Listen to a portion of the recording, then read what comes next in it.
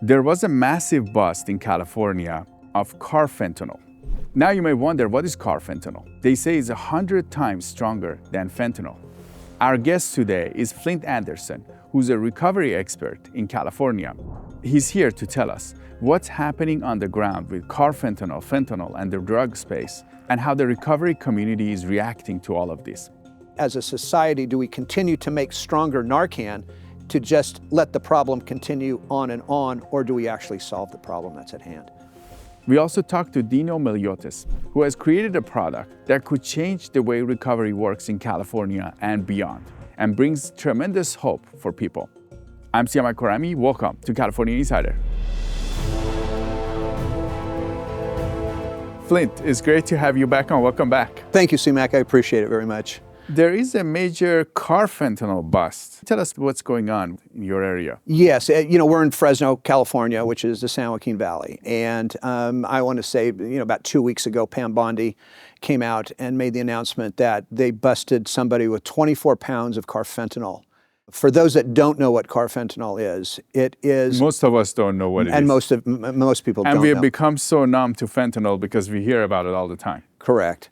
Carfentanil is an animal tranquilizer that veterinarians use, and they use that to put down 3-ton elephants or bison or any large animal. And so carfentanil is 100 times stronger than fentanyl. I've been at this quite a long time, since 2009, and I started talking about this in 2011 and 2012, doing my research that carfentanil was already here. It was in the United States, it was on the eastern seaboard, it was coming in via Russia. And of course, nobody wanted to pay any attention to it. And as we know, everything that lands east is going to come west at some point. And one more thing is that it's been here. It's been here for quite some time. It's in the larger cities. It's in Philadelphia and LA and San Francisco and Dallas and New York. We do see a little bit of it in the Fresno area, which is about 1.3 million people. But it's always been here, and now it's here permanently because 24 pounds can kill, something like 10 to 15 million people. 100 times stronger than fentanyl. So what does that mean? Are the people that are using fentanyl, they might die using this? How does that work? Yes, to answer the question, yes. If they use it, they're going to die. First of all, Narcan, for those that know what Narcan is, it's the opioid reversal agent. That is not going to have an effect on carfentanil. And in fact, what most people don't understand is that fentanyl alone, depending on what somebody is using, it can take 6, 8, 10 doses before that even possibly brings somebody out of their fentanyl overdose. So my point is, as a society, do we continue to make stronger Narcan to just let the problem continue on, or do we actually solve the problem that's at hand? So when you say it's here, is it in the fentanyl that people are using? Is it in other things? Where is it? Mostly carfentanil now and fentanyl is, again, it's a powder. It comes in a powder form, it comes in a pill form. We call it an M30 pill, which the cartels normally take the powder of fentanyl, then they put it into the fake pill. It's a fake pill, it's a press pill. So as it comes over, people are actually searching that out. When you become addicted to fentanyl or carfentanil, that's the drug you now have to have. You can't take a lesser drug. It's not going to curb your addiction. It's not going to cure your withdrawal symptoms. You have to have the same dose or higher in order to even survive for the rest of the day. But along with the fentanyl, and this is what I'm worried even more about with carfentanil, is that fentanyl is now laced with xylazine. And that's been around a long time, and it's been in the news, and everybody knows this. So when somebody is seeing those people on television that are humped over, slumped over, walking like zombies on the street, that is the combination of xylazine and fentanyl. And here's what I mean by that. Fentanyl is a short-acting drug. So fentanyl, you're going to have to dose yourself about every hour and a half when you're into your addiction. The xylazine is a benzodiazepine, which is in the, quote, the family of a Valium or a Xanax. Those are benzodiazepines. The xylazine extends the use of the fentanyl out further. So now you don't have to dose yourself for about 4 hours to 5 hours. What is it like for you? Because you're in this field of, recovery. You're helping people. You have a recovery facility. What does things look like on the ground for you right now? Scary, to be honest with you. Scary. Because we have such a project ahead of us. Because now, and what a lot of insurance companies don't understand, if we get somebody that's with fentanyl, the combination of fentanyl and xylazine, those are two separate drugs. Nobody thinks about that. Those are two separate drugs. So you can't detox somebody with the same protocol for fentanyl. You have to use two different protocols to detox them off of that drug. And because the insurance companies are shortening everybody's time in treatment, we don't have enough time. That's why the relapse rates are enormously high. That's why the recovery rates are 7% in the United States today. We still have a 93% unsuccessful rate at this. So people come to facilities like yours, they're there for how long? Depending on the insurance policy, it can be anywhere from 17 days to 21 days, when at least several years ago we knew it was 28 days minimum, and we know that it's much longer is needed for that.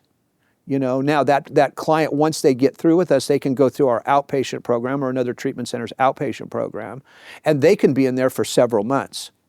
But most people, especially their first time around, after a month of outpatient, they're going to go, I got this. I got this. I don't need to come anymore. And they haven't learned how to deal with their addiction yet. And for one reason, there is no cure for addiction. I'm a recovering drug addict. I got clean in 2001. I'm not cured.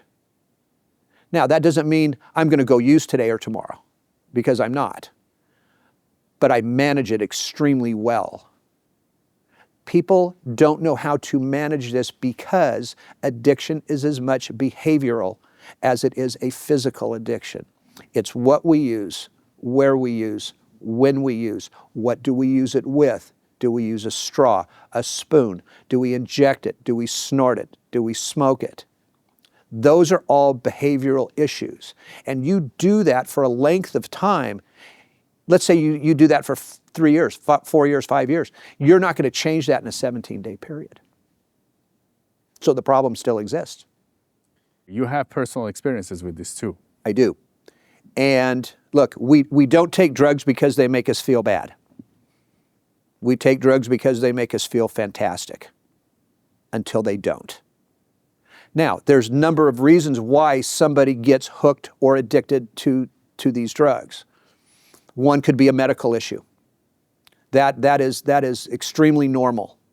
And that could be anything from a broken ankle to a torn knee to a back surgery to somebody having a lifelong debilitating pain issue. But you can become see, there's a difference between dependence and addiction.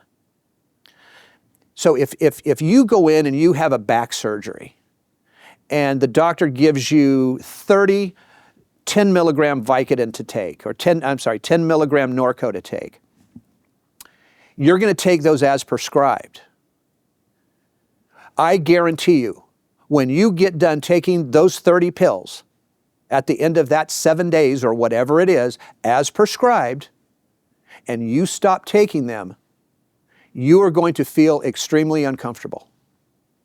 You're going to feel like you have the flu, and you're going to go, what is this about? Your hands are going to start to sweat a little bit. You're not going to be able to sleep at night. And then all of a sudden, maybe I'll get another prescription. And you take that one pill, all that goes away. That's dependency. Okay? So as you continue to go with that dependency, at some point, and time's different for everybody, then the addiction kicks in. Because now you don't know where to get it. You don't know who to call. So now you're calling everybody. You're calling friends. You're calling family. You're calling another doctor. You're calling a dentist. You're doing anything you can to get that pill into your system so you don't feel that bad anymore. And that's what I went through for 20 plus years. Was it hard for you to get out of this? Yeah, very hard. How did you do it? I had an open heart surgery in 2000, and then of course that was my opportunity for the doctor to give me more pills, which was kind of a good thing at the time,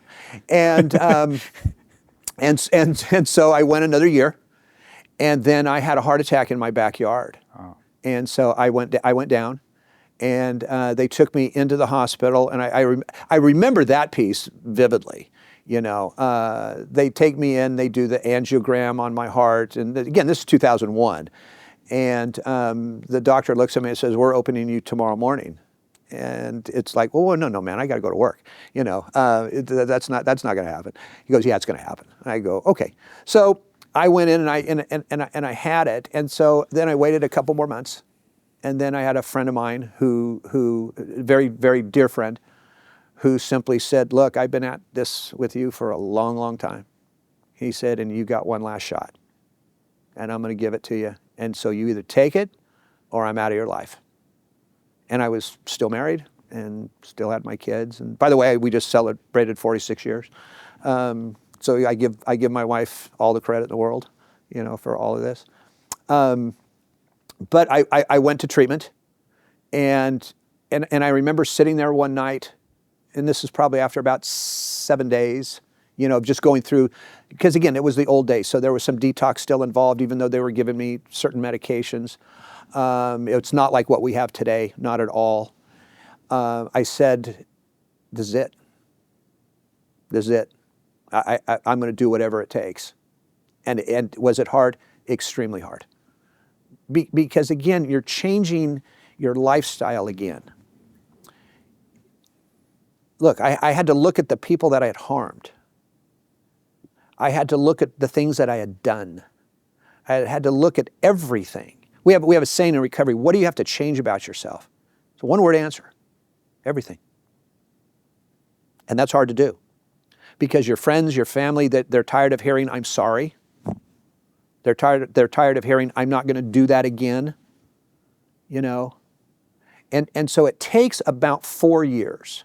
In my opinion, it takes a good 4 years for things to come back. By the way, we lose our serotonin levels, which keeps us in balance. We lose our dopamine receptors. Those go away. The opioid takes over as the pleasure receptor. Those come back.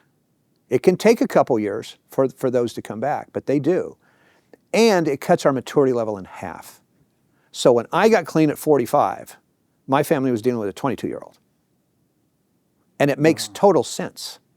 When you look at these kids today that are 20 or 25, and they're basically 12 and 15 years old, and you hear the way they speak, and you hear the way they look, and what they're doing, you know, it's like, wow, you're a 12-year-old. And I don't mean that derogatorily. That's what happens when you take these substances.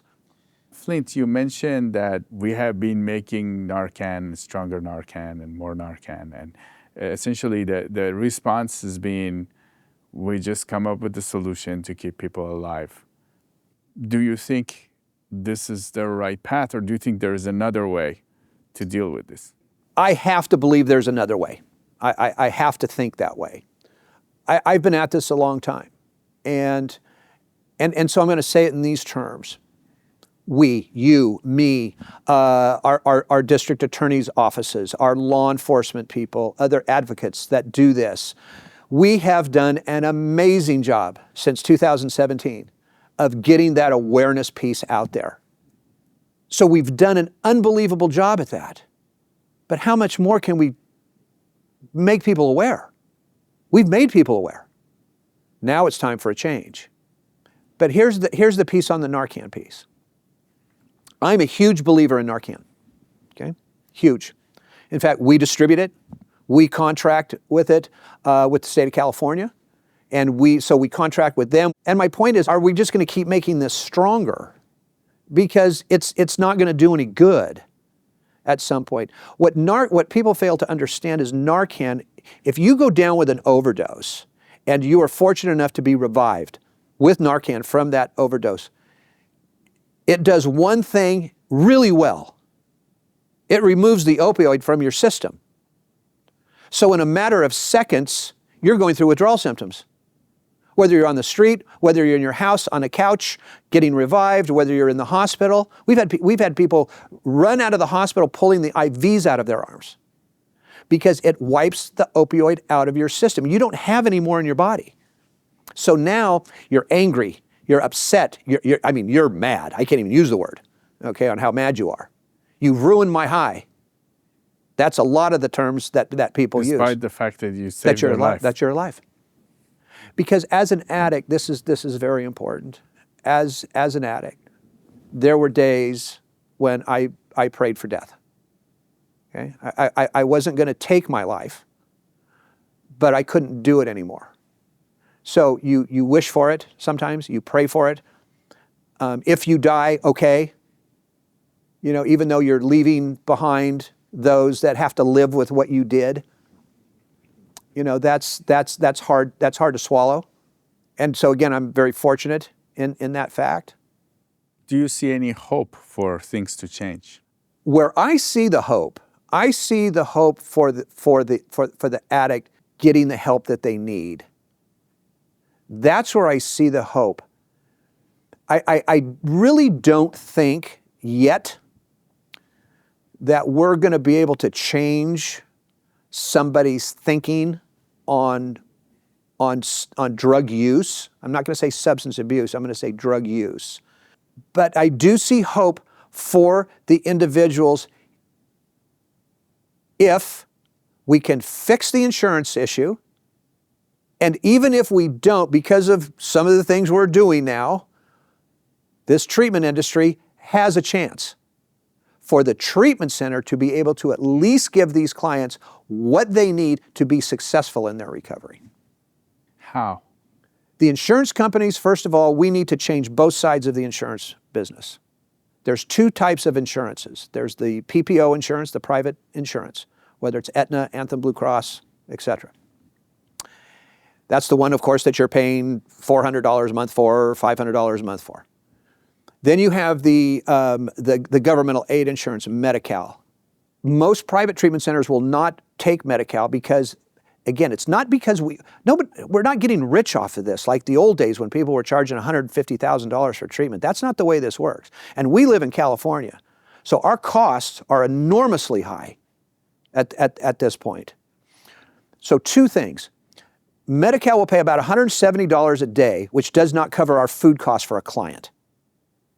It cost us $4,000 the minute you walk onto our property, out of pocket, to our doctor, food costs, whatever the case may be, medications.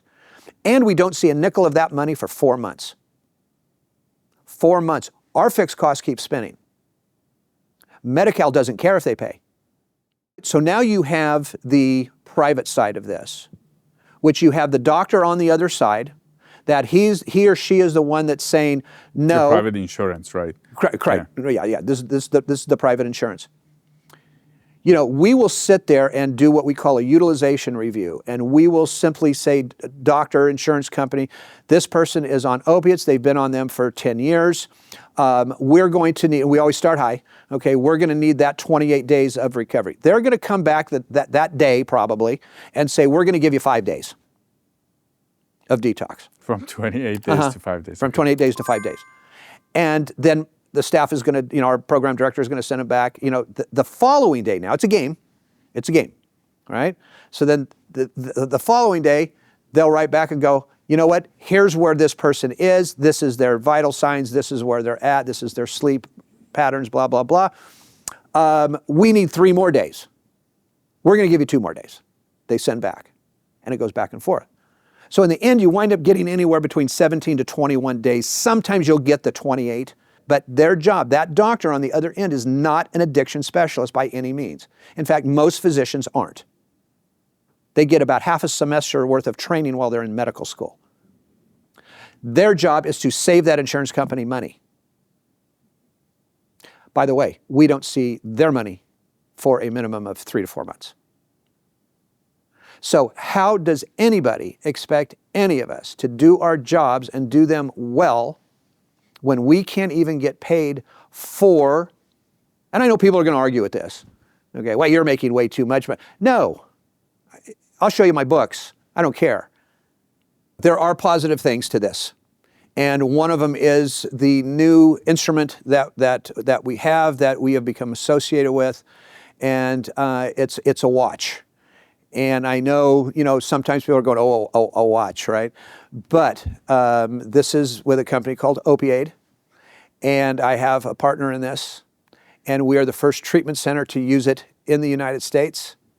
And this watch is simply amazing. Because of what I've done, because of what I've been through, this is great news for me personally. And I know it's great news for my partner because he's in recovery as well. Because we do want to try to leave something behind. Literally, when somebody wears the watch, they're with us during detox, residential, and outpatient. So when they wear that watch, it literally sends somebody's biometrics to a dashboard every 5 minutes to the doctor sees it, and the staff sees it. And by the way, it sends what your anxiety levels are. It differentiates between your anxiety levels and your depression. It tells you what your relapse possibility is. It tells us how many hours you slept, whether it's the night before or the last 2 nights. It could say it's time to change medication on this. It gives us that opportunity to change medications in minutes and hours instead of days and weeks. What's the impact of that for you guys? The impact we've seen is the fact that our staff is much happier with this. The client seems to be much happier with this because now even the client is going, this is working. It kind of gives them that uplifting feeling, right? That it's working because it is working. And it gives our staff the absolute right, again, other tools to use, all right, in order to bring this client and bring this patient along with this. It's, like I said, it's not the fix-all. It's not going to fix somebody's addiction, but it's going to give everybody a better shot at having a very, very good long-term recovery plan here. Because now we know what's going on inside of you. Now we can do many things, that we're able to go, hey, I need you to see this person, or I need you to see this person, and this is where you're at, and blah, blah, blah. And it's positive, for somebody. And again, it's not like a watch that you go, you ate 3,000 potato chips today. Flindt Andersen, recovery expert, it was great to have you on California Insider. Thank you, C-Mac. I appreciate it so much. Now we go to Dino Miliotis to see what this watch is about. He has been a recovering addict himself, and he's managed to work on this new invention to help people in recovery. Dino, it's great to have you on. Welcome. Thank you. Thanks for having me. I appreciate it. You have innovated a special watch that monitors patients when they are dealing with addiction. You yourself have had issues with addiction. Can you tell us your story? I've been a lifelong entrepreneur. In the mid-90s, I hit a home run. I invented a product called Bug Band, which was the insect-repelling wristband that you wear on your wrist, and it repels biting bugs. And it was sort of kind of like being at the right place at the right time, but lightning struck, and it became a home run. And I was very young. All of a sudden, it went from, rags to riches story, where, one minute I'm broke as a joke, and the next minute it's like I'm supplying 63 countries. I've sold over 30 million at that point.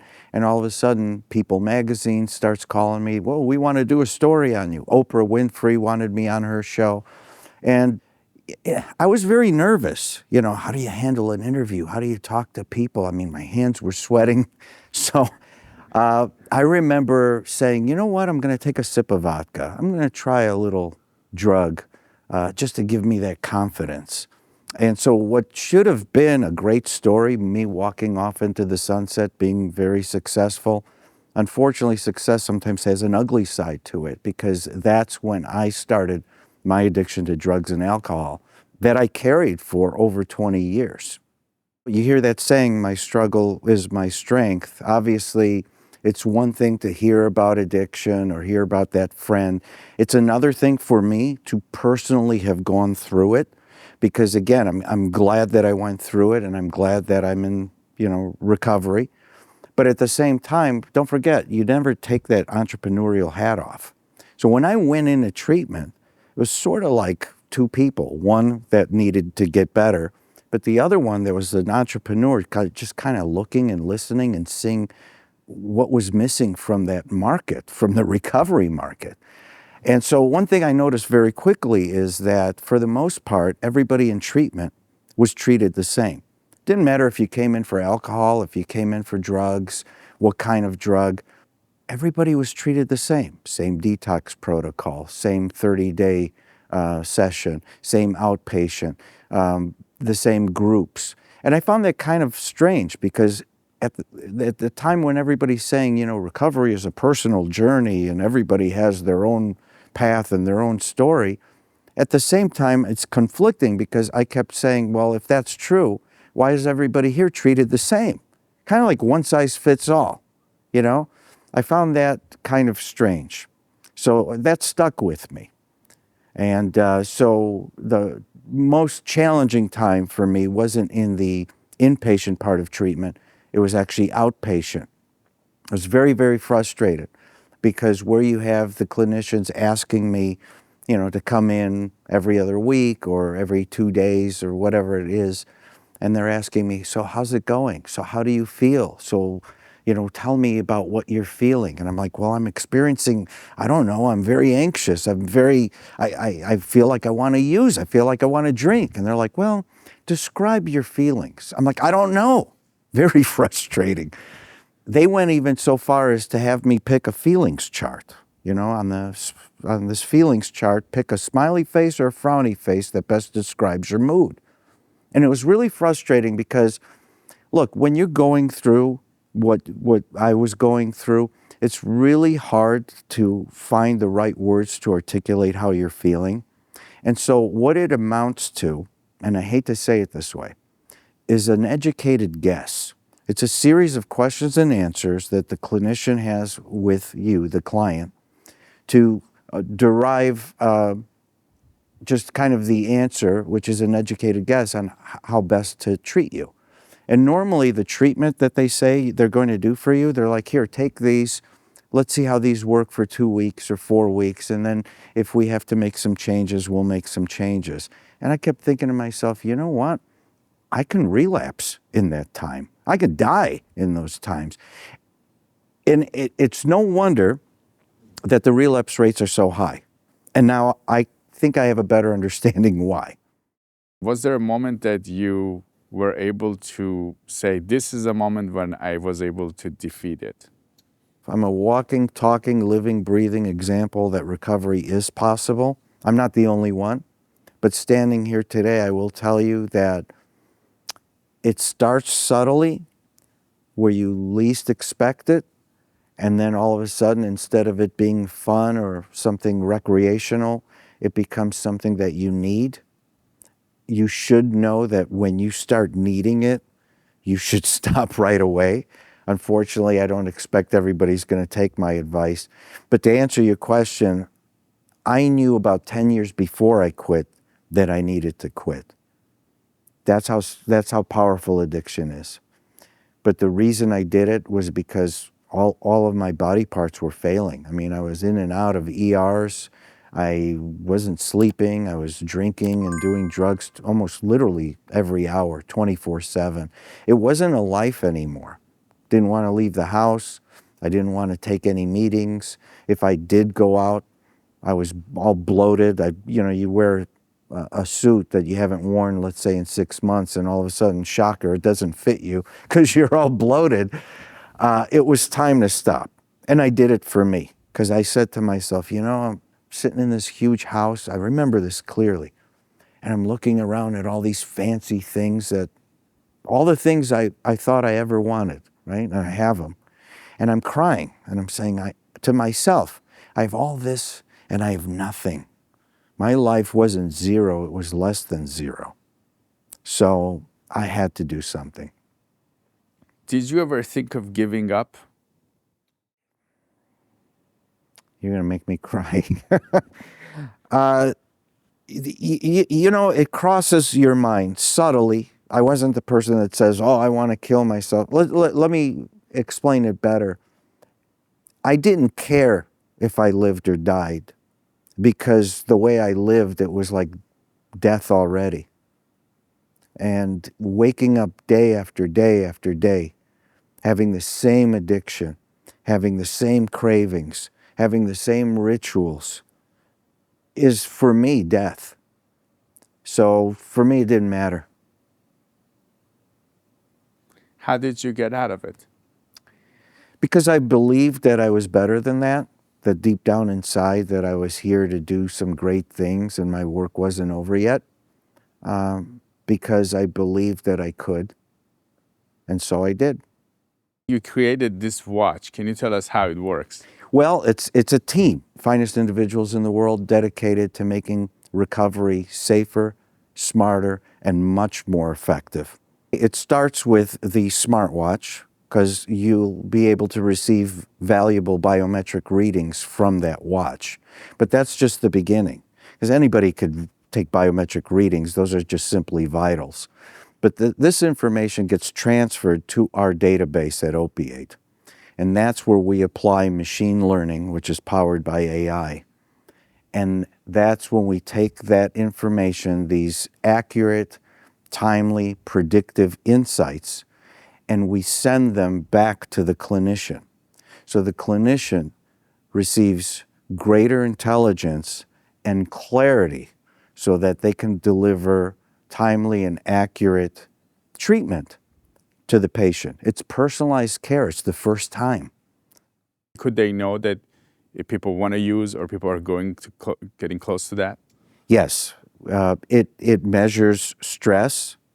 It distinguishes the difference between anxiety, withdrawal, and depression, and it'll even measure withdrawal. These are measurements that we've never even dreamed of having. Nobody has talked about it because it's, how do you quantify that? Aside from a questions and answers going back and forth with your clinician, there was no way to objectively calculate that. It's all subjective, right? It's how you feel about your conversation with a person in recovery. What they may be telling you might be true or not true. It may be exaggerated or downplayed based on ego or pride. Objective data doesn't feel pride. It doesn't have an ego. It doesn't have bad days. So this is a set of timely intelligence, accurate information that's never been done before. Clinicians love it because it saves time and they're able to personalize and tailor-make care for that person sitting right in front of them. Not for the masses, but for that one person. Now, what's the feedback? We talked to Flindt, who was very excited about this. Yes. And have other centers used this so far? Yes. Flindt actually owns New Perceptions North, and we have a personal relationship, and it was an honor to have his treatment center be the first to commercialize our care. Since then, we've grown significantly. I mean, we have a new treatment center that approaches us every single week that wants to get licensed and come on board, and we're just delighted. This is not something, you go to Best Buy and you grab a watch and you say, okay, you're on. This is a meticulous, methodical integration between our technology and the treatment center that's adopting this, so that we make sure we're working the way they work their schedule, the way they have their protocol. We're not there to change what they're doing. We're there to empower what they're doing and enhance it. So this is made for treatment centers. Essentially, they purchase it, and then you kind of bring them on, and then they will give it to their patients, and they use it. Essentially, it becomes a tool for them. It becomes a tool. The watch, as an example, is something that a client wears throughout the duration of their treatment with that clinic. And then when they've completed their treatment with the clinic, this is reassignable.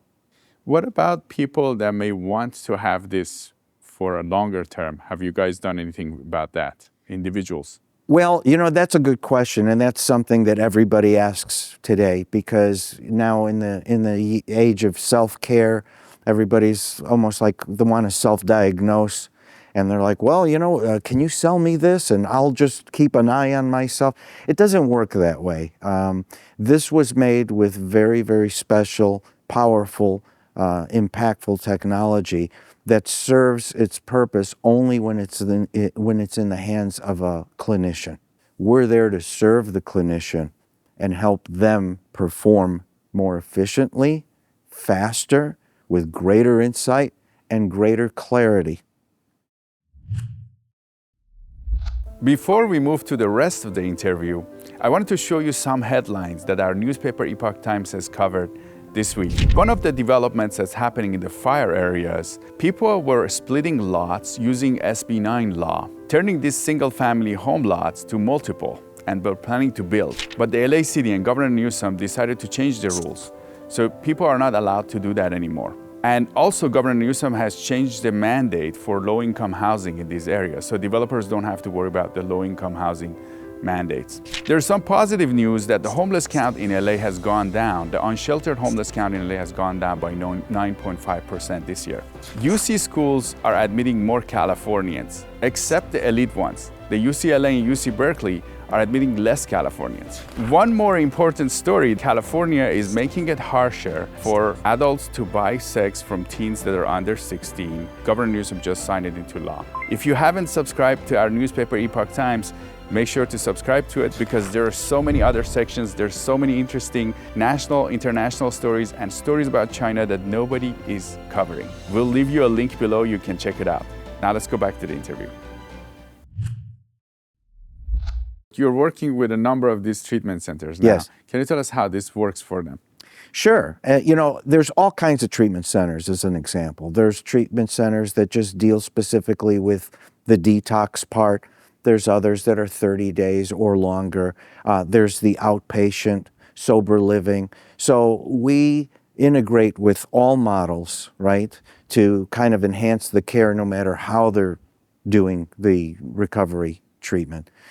And so as an example, one thing that I love about our technology is when you become an outpatient. Now, I gave you that horror story about me as outpatient, but I think it really rings true. Outpatient, you don't have somebody watching you all the time, every 15 minutes. They don't expect you to report the group. You're still on the compounds. They know where you are. Outpatient is a little different because you're going about your normal life and you're checking in periodically. Like that once could be, every 2 days? Yeah, once every 2 days, or it could be weekly, however they structure it. So kind of like the training wheels are off for both parties, right? The treatment center can't see you. They don't have eyes on you all the time. And me, being an outpatient, now I'm left to my own thoughts and my own devices and my own patterns. Because let me explain, if you break a bone, you wear a cast. And what do? They tell you, hey, we have to wear this for 2 or 3 months until it mends, correct? If I want to work out and say I want to be a bodybuilder, you don't get results overnight. It's years, right? So somebody like me, how can I say that I was addicted to alcohol, as an example, for 20 years, and then all of a sudden I quit and I'm like, well, now I'm better. It takes years to unlearn what I learned under addiction. So I find that outpatient is brilliant for this type of technology. Because you're watching people at a much lower cost. Yeah, it's kind of like doctor on call. All this time, all this data, okay, every 5 minutes. Is sending data based on your behavior. Yeah, and it's translating it and making it action. Would it know if you're using or you want to go into using or? It would know. There's a predictability aspect to it that you're craving, and then you. Yeah, there's a lot of different predictions. So you can get in front of it, so that the clinician can call you and can they do interventions? they can intervene before it's something happens. You're not going to wait and see red alerts on their dashboard from us and say, you know what, I'm going to wait a week to see if there's still red alert and then I'll take action. No, you see a red alert and then they make the determination. Maybe it's time to call Johnny in. Maybe it's time to do a check on him. Maybe it's time to just give him a call and see if we need to adjust their treatment or medication. See, so it's valuable insights, actionable insights, just great intelligence and clarity. And it allows real-time interaction.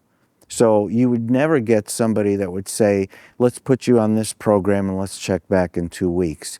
And then 2 weeks go by and they come in. So how's it been for the 2 weeks? What are you going to hear?